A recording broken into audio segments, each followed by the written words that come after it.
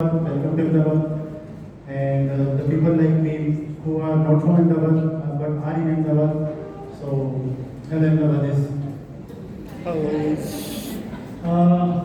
Okay, so we are in the year of 2025, and every year as a technical communicators, we see future trends, and with future trends, we see ourselves upskilling, upgrading, and be the future ready. So what's coming? Future is not about only what's coming; it's also about what's going. So let's start with this time machine. The time machine that you must remember at the time, maybe a popular scene of the movie Back to the Future, when Marty says, "Hey dog, we better wake up. We don't have enough road to get up to 88." And dog says, "Roads where we are going, we don't need roads." At the time flies.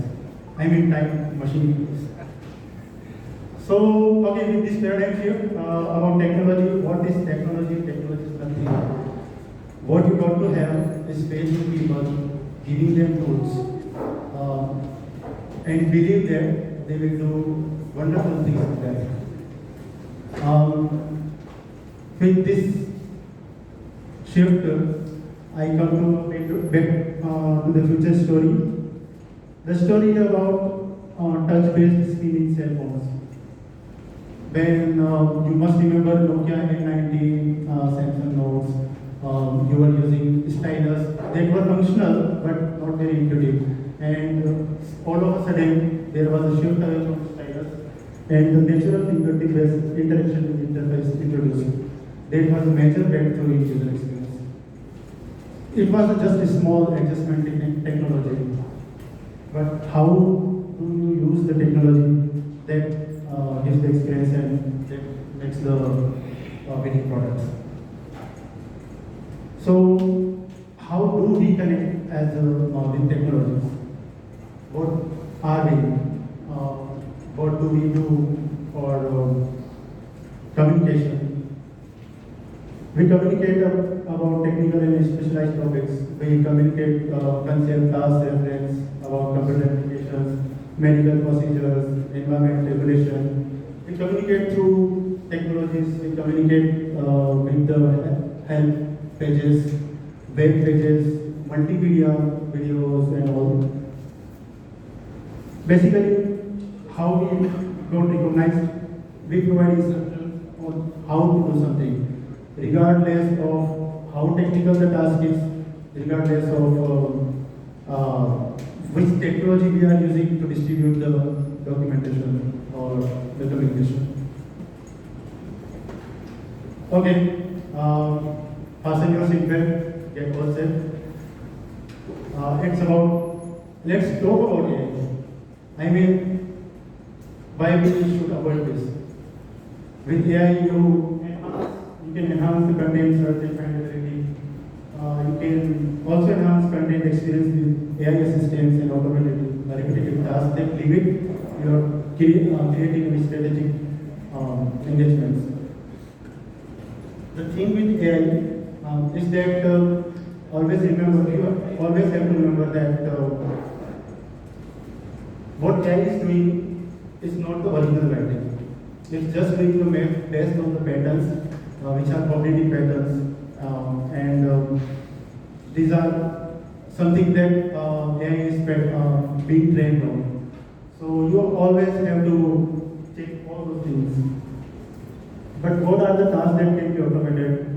Coming to this side and explaining about this thing, that automatically creating standardized documents. You can generate boilerplate content, summarize reports, basically document generation. You can apply consistent formatting, organize content, convert documents, content consistency. You can ensure consistent terminology and style, maybe styling and formatting, translating documents, and replace placeholders. Localization, you can take documents with keywords, add metadata, generate TOC and indexes, maybe metadata indexing, creating change logs, updating outdated references, managing document conversions, content updates and maintenance, generating code samples, sample API calls, API documentation, rewriting technical content for different reading levels.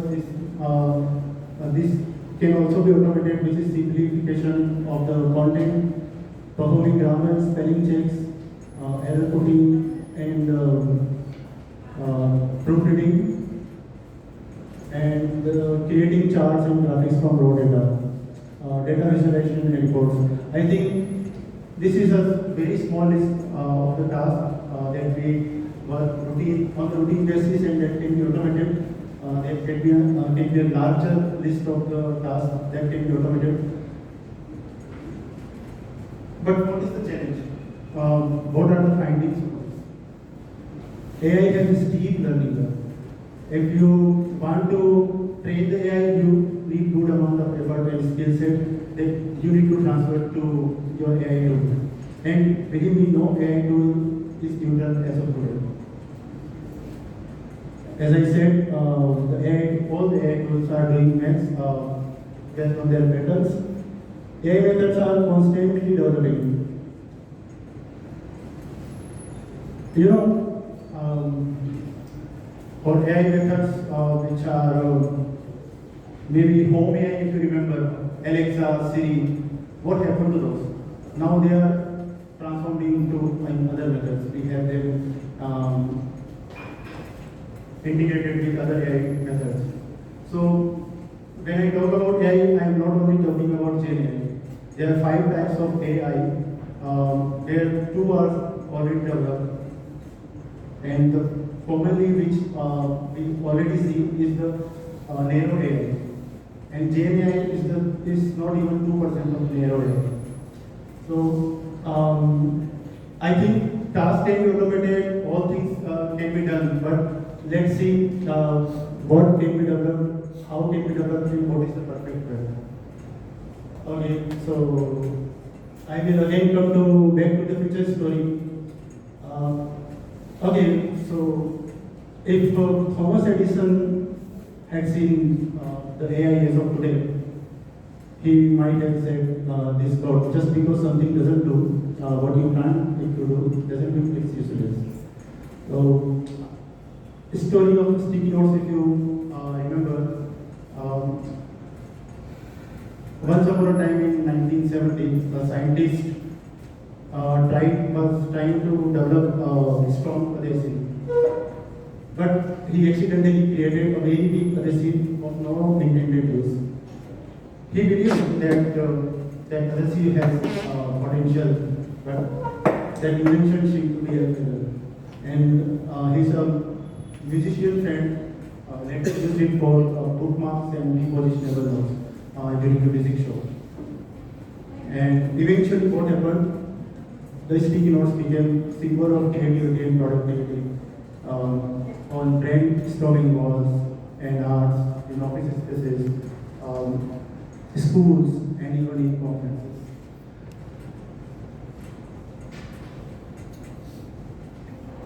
Augmented reality, virtual reality, and metaverse, what's coming? So maybe these are far in the future, but why I am including this, that you have to know that you have to think big when the bigger is coming knocking at your door. What the transformations are coming in technical communication. You will see more visual communication, interactive experiences. We will be involved in 3-dimensional in digital modeling. We can provide real-time virtual expert assistance to the customers. We can provide immersive help and guidance with simulations. So these are basic applications that we are foreseeing in the metaverse. So when we talk about the future, the exciting things become when we see back to the history also. There is one universe and metaverse being different. The difference you see is the dimension. The third dimension is quantum. The revolutionary mediums of communication, if you see in the timeline, primitive society, there was only word of mouth. approximately 3,000 years ago, the physical mail was invented. In 1876, wire telephone was there. 1996, instant messaging. And in future metaverse, we will have immersive communications. So if you see, in the center there is a metaverse. Like I mentioned, there are 3 dimensions: space, time, and content. And above that, there are 4 pillars: develop virtuality and interaction, human-centered communication, space convergence, ubiquitous connections. So in metaverse flow fields, content is no less important dimension than space and time. The 2D Metaverse framework has intersection with Comm and human-centered communication and virtuality and direct interaction blocks, which covers many of things that would be the part of technical communication in the near future. So, yes, the communication is still the key, content is still the key, and the future of technical communication is bright. The metaverse applications with TechCom will be majorly in this field with training and onboarding. So, what the training we can provide to the pilots, for example, pilots can rehearse and get hands-on training with their flight simulations. Without needing the actual aircraft. Collaborating and brainstorming, including whiteboarding. The teams can work remotely with the virtual space available. Delivering immersive user experience contextually through augmented reality. Health workers, the medical workers can work on intricate processes and scenarios in risk-free virtual settings. Troubleshooting industrial equipment and remote assessment by using virtual reality. This is interesting, and this is something that I could experience the need. There are many, except software industry, there are many in the engineering discipline. Field engineers working on maintenance and installation of the big machines. They keep their printed manuals with the machine itself. When there is any maintenance requirement, they go there, they see printed manuals, they see where to connect the wires, and then again they follow the instructions. So currently, one project has been created for a company where they have a virtual factory setting. In that virtual factory setting, they can instruct the personnel for operation and safety processes and their procedures. They can work collaboratively and remote assessment and using. There is one more project that has come for F1 car racing. A car that a company, car maker company has created. They tested it in the virtual setting that what would be the risk during F1 racing. Okay, so what are the inclusions of technology? What is consistent over the years? Consistencies. In all the things, we work in the teams. We have the ability to write clearly and concisely.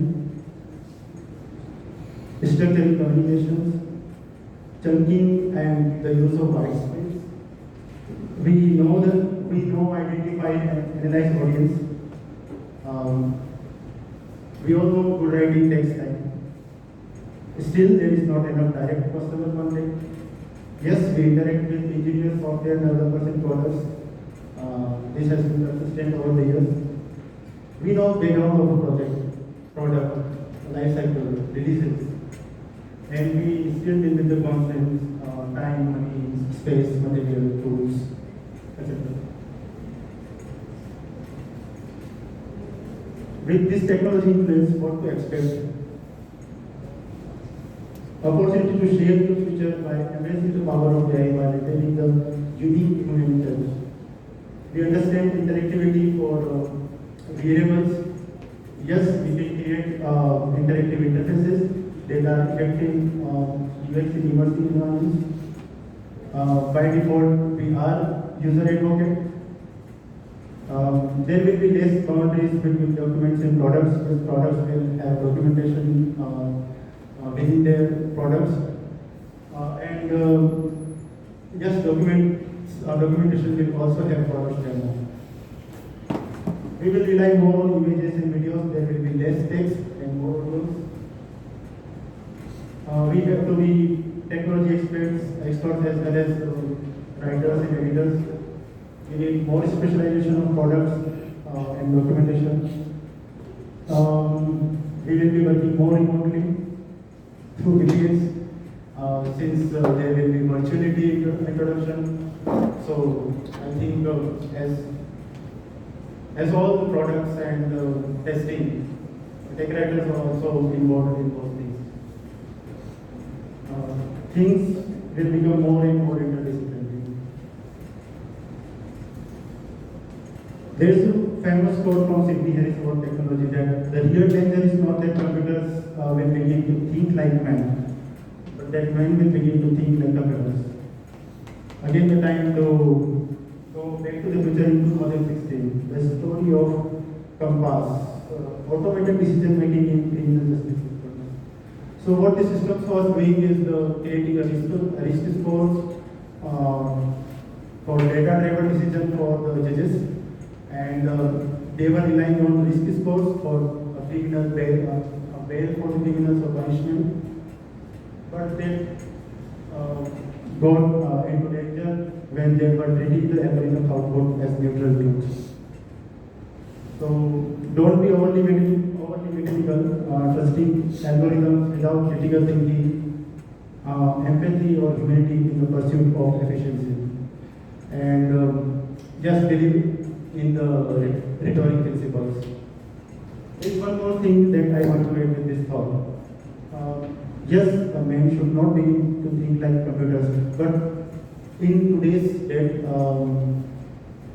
there are more things that we can learn from the computers, how they network.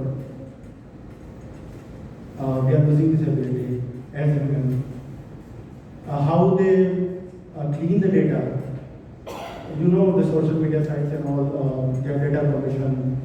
How they clean the data, how they create the structure, how they network, how they send the acknowledgement beats in just a second in a responsive manner.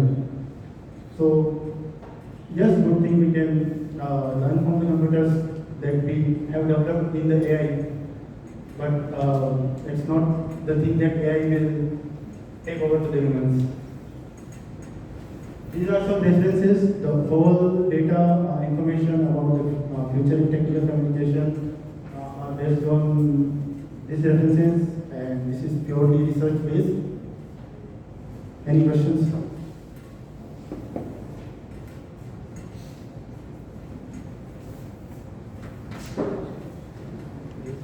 Any questions?